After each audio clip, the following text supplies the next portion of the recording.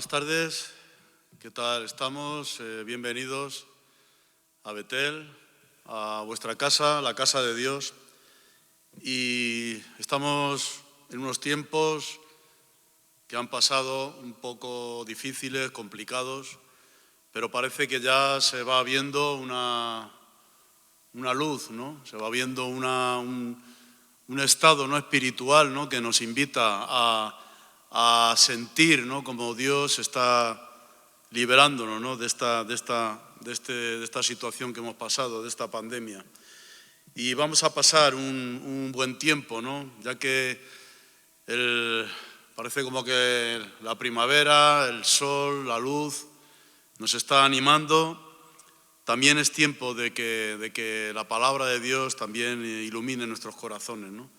Entonces vamos a pasar un buen tiempo, vamos a escuchar la palabra que nos lo va a traer Óscar Matesanz, y antes vamos a escuchar una canción, una alabanza o una adoración, y esperemos que el Espíritu de Dios fluya, ¿no?, a través de internet, del satélite, de las ondas, y que Dios sea vivificado dentro de nuestros corazones. Amén. Muchas gracias y esperamos que pasemos un buen tiempo con nuestro Dios, con nuestro Señor. Amén.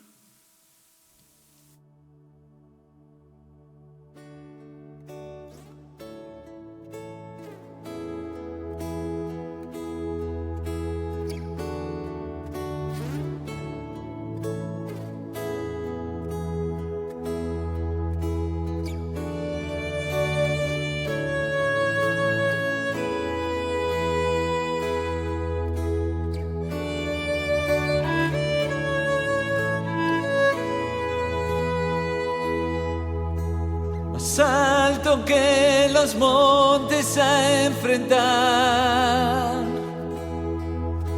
más fuerte que la muerte y su poder,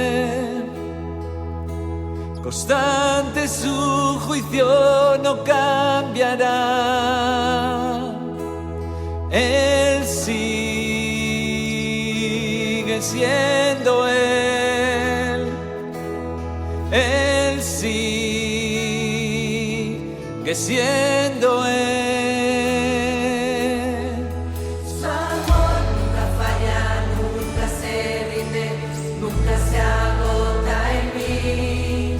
Su amor nunca falla, nunca se rinde, nunca se agota en mí. Su amor nunca falla, nunca se rinde, nunca se agota en mí.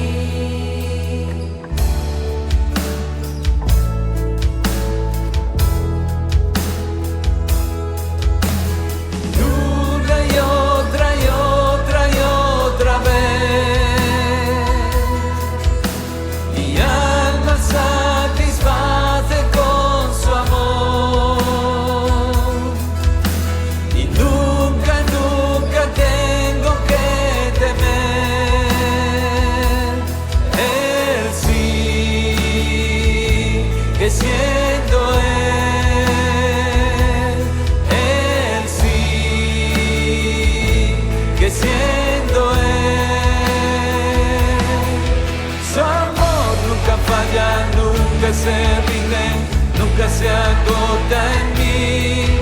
Su amor nunca falla, nunca se rinde, nunca se agota en mí. Su amor nunca falla, nunca se rinde, nunca se agota en mí.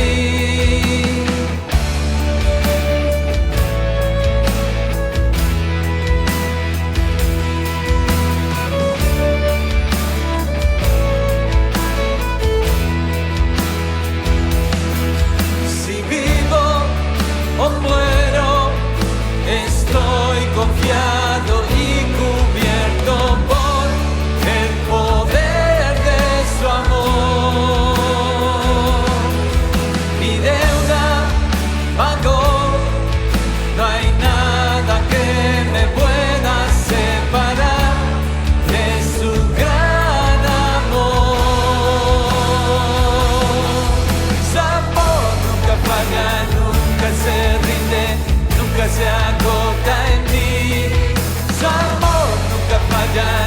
nunca se rinde, nunca se agota en mí.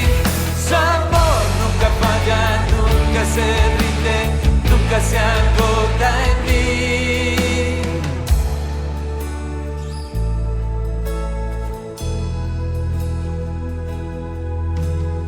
Y una y otra y otra y otra vez mi alma satisface con su amor y nunca, nunca tengo que temer. Él sigue siendo Él sigue siendo Él.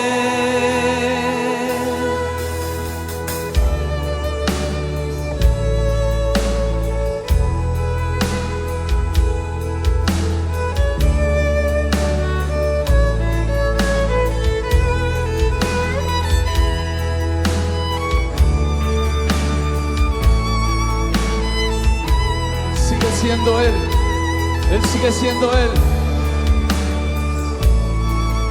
Cántalo conmigo. Él sigue siendo Él. Él sigue siendo Él. Él sigue siendo Él. Él sigue siendo Él.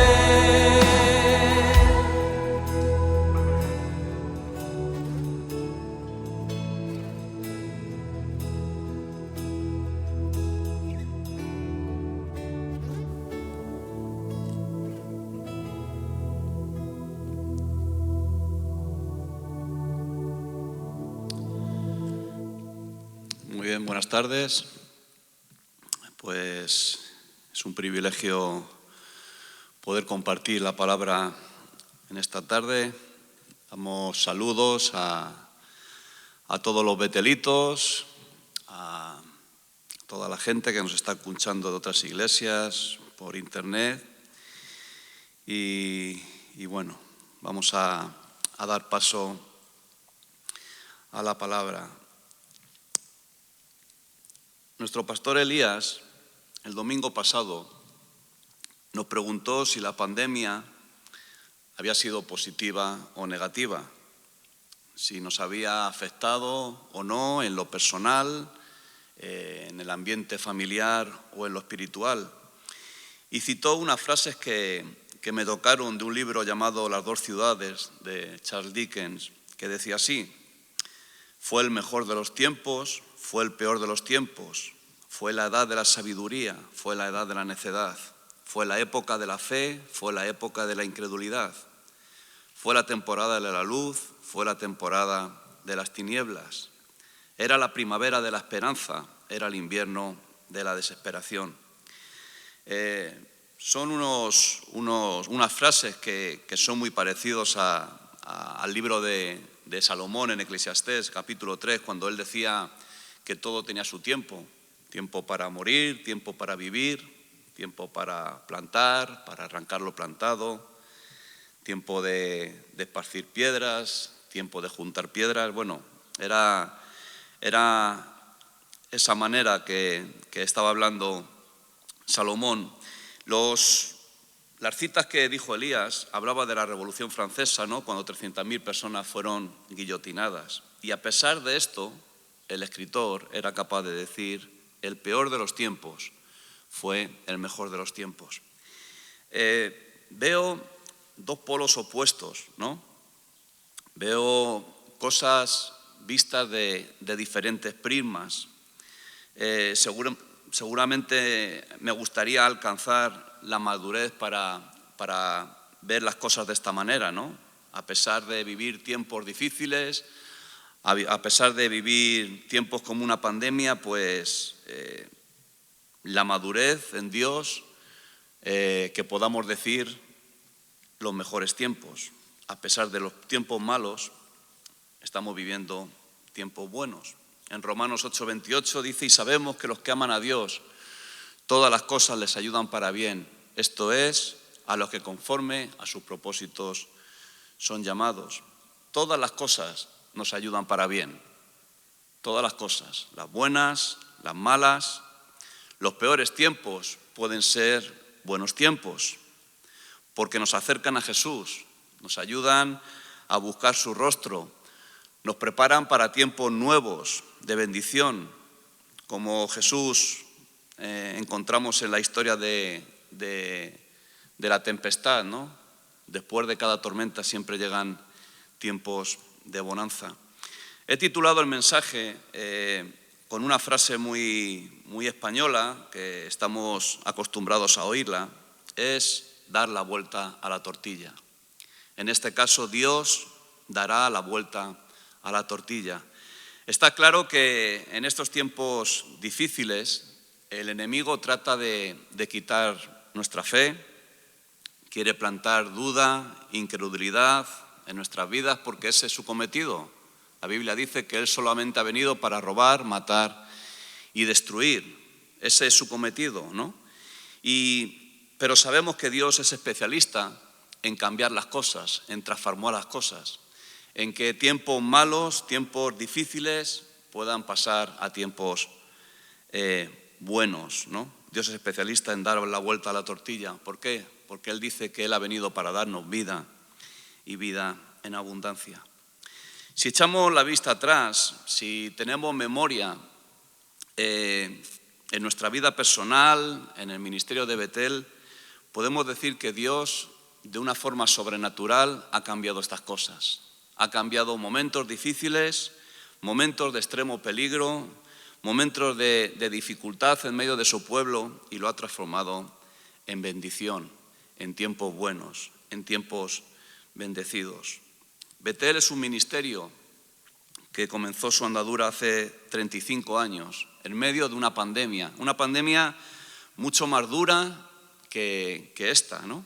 Una generación, nos vimos metidos en el mundo de la droga. Estadísticamente, España fue uno de los países de Europa, incluso del mundo, más consumidores de heroína. Esto conllevó a ser el país con más infectados del virus del SIDA, y muchas veces comentamos que era normal cada semana pues ir a entierros de colegas nuestros que habían fallecido, ¿no? Ahora, una gran parte de esa generación murió, ¿no? Y creo que el enemigo se estaba frotando las manos, ¿no? De tanta gente que caía, tanta gente que cayó en ese mundo, tanta depravación, tanta miseria que vivimos en esos años en España, ¿no? Pero dentro de esa parte, de esa generación, hubo un grupo o gente que conoció a Jesús. Se abrieron centros de rehabilitación donde se predicaba la palabra, ¿no? Podemos decir que Dios usó a los drogadictos, a los marginados, para mandar un avivamiento. Dios es capaz de transformar el peor de los tiempos en el mejor de los tiempos. En la Biblia encontramos varios ejemplos de esta índole, ¿no? Vamos a hablar solamente de dos, aunque podíamos hablar de muchos más. El primero que quiero hablar es de un personaje, es un genocida. No es Hitler, quizá Hitler es la persona más famosa de cómo él intentó acabar con el pueblo judío, pero en la Biblia encontramos algunos personajes en los cuales tenía el mismo espíritu, acabar con el pueblo de Israel. Y vamos a hablar de uno que es Amán. La historia de Amán la encontramos en el libro de Esther, capítulo 3, del 1 al 6. Dice: después de estas cosas, el rey Asuero engrandeció a Amán, hijo de Amedata Agageo, y lo honró, y puso su silla sobre todos los príncipes que estaban con él. Y todos los siervos del rey que estaban a la puerta del rey se arrodillaban y se inclinaban ante Amán, porque así lo había mandado el rey. Pero Mardoqueo ni se arrodillaba ni se humillaba. Y los siervos del rey que estaban a la puerta preguntaron a Mardoqueo: ¿por qué traspasas el mandamiento del rey? Aconteció que hablándole cada día de esta manera y no escuchándolos él, lo denunciaron a Amán, para ver si Mardoqueo se mantendría firme en su dicho, porque ya él les había declarado que era judío. Y vio Amán que Mardoqueo ni se arrodillaba ni se humillaba delante de él y se llenó de ira. Pero entuvo un poco poner mano en Mardoqueo solamente, pues ya le habían declarado cuál era el pueblo de Mardoqueo, y procuró Amán destruir a todos los judíos que había en el reino de Asuero, el pueblo de Mardoqueo. No sabemos de dónde viene este Amán, no sabemos, creo que es la primera vez que aparece en la Biblia, pero dice que el rey de Persia le honró, ¿no? Le puso en un puesto muy prominente, llegó a ser la mano derecha del rey. Dice que estaba por encima de todos los príncipes que pertenecían a Persia, y dice que era tanto la honra que este rey le tenía que hizo un decreto. Este decreto decía que todos los siervos y todo el pueblo, cada vez que vieran o se cruzaran con este Amán, debían de arrodillarse e inclinarse ante él. Hemos leído que aparece otro hombre llamado Mardoqueo.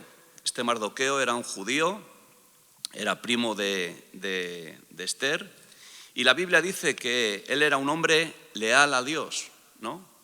Él era al único que podía o arrodillarse o humillarse, era en la presencia de Dios. Y por supuesto que Mardoqueo nunca iba a arrodillarse ni inclinarse hasta Amán. Vemos que aquí empiezan a hacer un odio, ¿no? Amán empezó a odiar de una manera exagerada.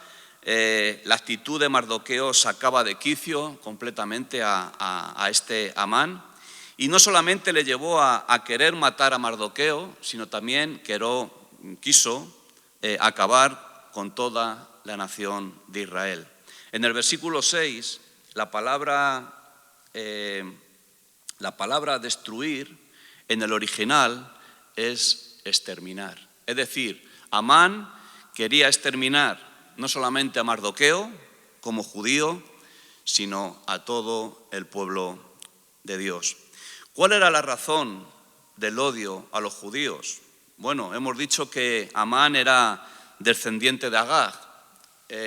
Si retrocedemos en la Biblia unos 500 años, nos encontraremos con una historia que Saúl tuvo una guerra contra Agag, el rey de Amalek, y Dios le dijo que matara todo, matara hombres, mujeres, el ganado. ¿Y qué hizo Saúl? Saúl dice que escogió lo mejor del ganado, lo mejor de las posesiones, perdonó la vida a Agag, ¿no?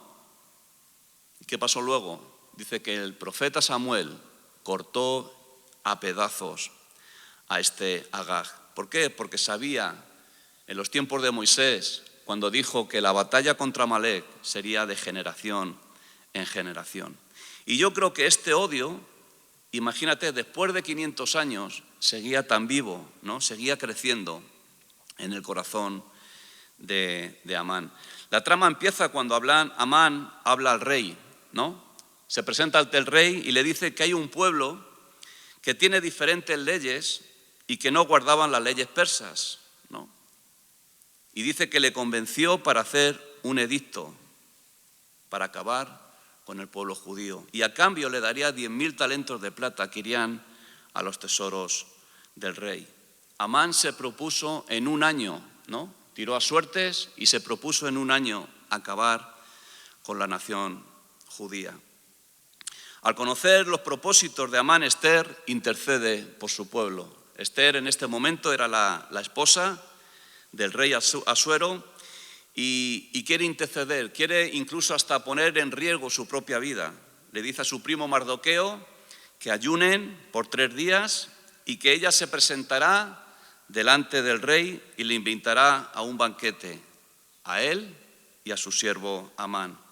En plena fiesta, el rey le dice a Esther qué es lo que quiere, cuál es la petición que desea, ¿no? Siempre que había un banquete o una fiesta, el rey siempre quería escuchar la petición de esa persona. Y en este caso era Esther, ¿no? Esther le dice que la petición se la dará al siguiente día, en otro banquete que iban a hacer. La Biblia nos dice que Amán, a salir de banquete, se encuentra con Mardoqueo. Y este Mardoqueo, pues igual, como era habitual en él, ni se arrodilló ni se inclinó hacia Amán. Amán se encendió en ira, se encendió en cólera. Y dice que mandó construir con sus siervos una horca bien alta, 50 codos de altura, una horca en el cual todo el pueblo iba a ver cómo Mardoqueo iba a ser ahorcado en medio de todo el pueblo. En el siguiente día, cuando tienen el segundo banquete, Esther le hace la petición al rey. Está en el capítulo 7, versículo 1 al 4. Dice: fue pues el rey con Amán al banquete de la reina Esther. En el segundo día, mientras bebían vino, dijo el rey a Esther: ¿cuál es tu petición, reina Esther, y te será concedida?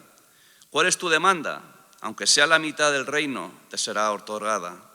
Entonces la reina Esther respondió y dijo: oh rey, si he hallado gracia en tus ojos, y si al rey le place, séame dada mi vida por mi petición, y mi pueblo por mi demanda.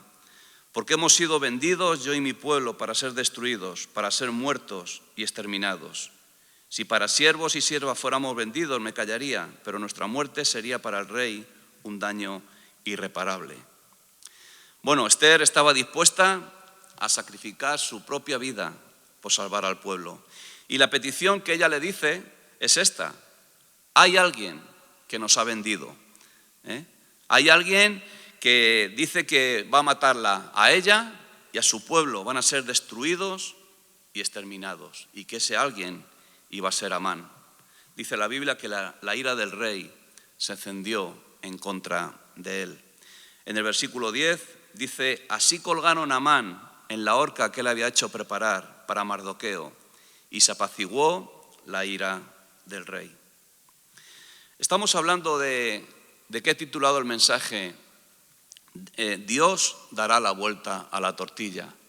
He empezado hablando de las frases que nos dijo Elías la semana pasada, ¿no? Tiempos buenos, tiempos malos, tiempos de sabiduría, tiempos de necedad. Salomón en el libro de Eclesiastés decía esto, ¿no? Lo mismo: tiempo de morir, tiempo de vivir, tiempo de llorar, tiempo de reír.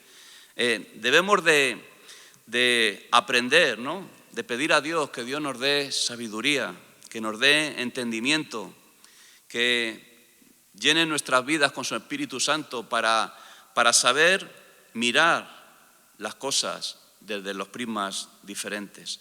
A pesar que estamos viviendo una pandemia, a pesar que estamos viviendo tiempos difíciles, Él es capaz de dar la vuelta a la tortilla. Él es capaz de transformar los tiempos. Amán construyó una horca para Mardoqueo, ¿no? Construyó una horca para Mardoqueo. Ese era el deseo de Amán, que Mardoqueo, que todo el pueblo judío fuera exterminado. Pero Dios dio la vuelta a la tortilla. La horca que construyó Amán fue la misma horca donde él fue ahorcado. Y no solo eso, ¿no? Sino que dice que el rey de Persia honró a Mardoqueo y le puso en la misma posición que Amán, le puso como su mano derecha. El otro personaje que quiero hablar, por supuesto, es de Jesús. Creo que deberíamos hablar siempre de Jesús cuando subimos a un púlpito. Él vivió en un tiempo de otro genocida. Por eso digo que muchas veces solamente escuchamos como Hitler, el genocida que intentó matar o exterminar a la nación judía. Bueno, mató a 6 millones de judíos, pero muchos antes ha habido gente que han querido exterminar al pueblo de Dios. Hemos hablado de Amán y vamos a hablar ahora mismo de Jesús en un tiempo donde estaba gobernado por Herodes. Y si leemos un poco los capítulos 17, 18 y 19 del Evangelio de Juan, podemos ver que son los capítulos quizás los más tristes, ¿no?, de la Biblia. Humanamente, naturalmente, leyendo estos 3 capítulos podemos decir que son los capítulos más tristes de la Biblia.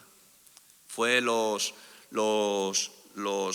capítulos donde vemos el calvario que pasó Jesús, ¿no? Desde el huerto de Getsemaní hasta morir en la cruz.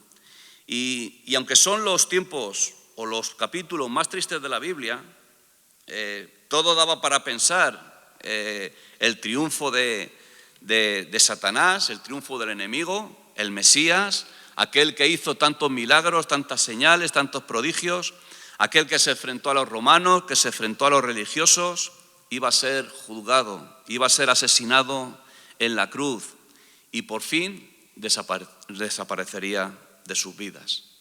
Ese era el resultado, ¿no?, de esos 3 capítulos. Por una parte, de la perspectiva del enemigo, ¿no? Ellos querían, o ellos pensaban que iban a acabar con el Mesías. Ya no iban a haber más milagros, ya no iba a haber más señales, más prodigios, ya no iban a tener esos confrontamientos con los religiosos, con los romanos, y todo empezó en Getsemaní. La palabra Getsemaní significa prensa, ¿no? Y es una metáfora como una aceituna es prensada, ¿no? Es machacada. Podemos decir que Jesús fue prensado, fue machacado, ¿no? Fueron los peores tiempos seguramente para Jesús. Vemos en esos capítulos cómo fue traicionado por sus discípulos, ¿no? Pedro dice que le seguía de lejos. Judas le vendió por unas monedas de plata. Pilato, al juzgarle, se lavó las manos, salvando a un asesino, a Barrabás, en su lugar. La Biblia dice que fue azotado, que fue objeto de burla, fue escupido, murió en la peor muerte, la muerte de la cruz, junto a dos ladrones. Creo que el enemigo se frotaba las manos al ver todo eso. La cruz es símbolo de muerte, ¿verdad? La cruz es símbolo de muerte, pero para nosotros es el vehículo para tenernos y llevarnos a la vida eterna. Jesús en esa cruz venció al pecado, al poder del pecado y al poder de la muerte. Vemos que Jesús cambió la historia. Vemos que Jesús dio la vuelta a la tortilla. Tiempos malos, tiempos de depresión, tiempos donde dice que él hasta sudaba gotas de sangre, ¿verdad? Lo cambió para tiempos de bendición. Y la iglesia hoy estamos disfrutando de ese tiempo de la presencia de Dios. Dios luego derramó su espíritu sobre nosotros, sobre la iglesia, y hoy podemos tener acceso al Padre, podemos ser libres, ¿verdad? El tiempo más triste es el tiempo más alegre. El tiempo que derrota puede ser el tiempo de victoria. Y creo que Dios lo hará otra vez. No tengo la menor duda. Dios lo hará otra vez. Como ha dicho mi hermano presentando la reunión, hemos pasado un año y pico con esto de la pandemia, situaciones tan complicadas, tan difíciles, pero vemos que está viniendo la luz, ¿no? Vemos que Dios está abriendo los cielos. Y yo creo que es tiempo para que Dios dé la vuelta a la tortilla. Dios va a hacer grandes cosas, maravillosas cosas entre nosotros. Me acordaba del pasaje de Eliseo cuando le dijo a su siervo que mirase a lo lejos, ¿no? Cuando venía la lluvia. Dice que el siervo no vio nada, ¿no? Y dice, mira, dice que verás cómo viene como una nube, ¿no? Como la palma de una mano. Estaba lejos, estaba muy lejos, apenas se podía ver, pero el profeta Eliseo dice que lo veía la nube como la palma de una mano. Y eso es lo que estamos orando aquí en Betel Madrid, estamos orando por un avivamiento, estamos orando para que Dios mande lluvia sobre nosotros. Y creo que lo va a hacer. Tiempo de pandemia, tiempo de bendición. Tiempo de derrotas, tiempos de tristeza, Dios lo cambiará en tiempos de victoria y en tiempos de alegría. Pues esto es lo que tenía para vosotros en esta tarde. Que Dios os bendiga y os esperamos el domingo a las 11:30. Amén.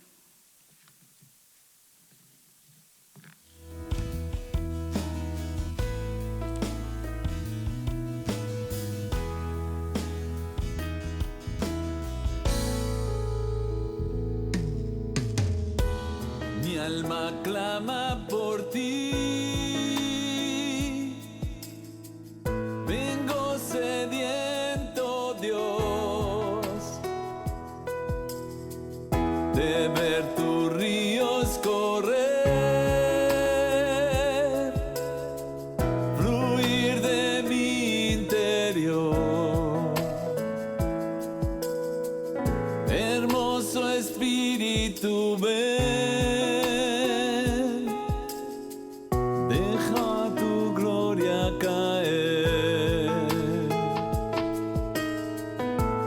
Dame de beber.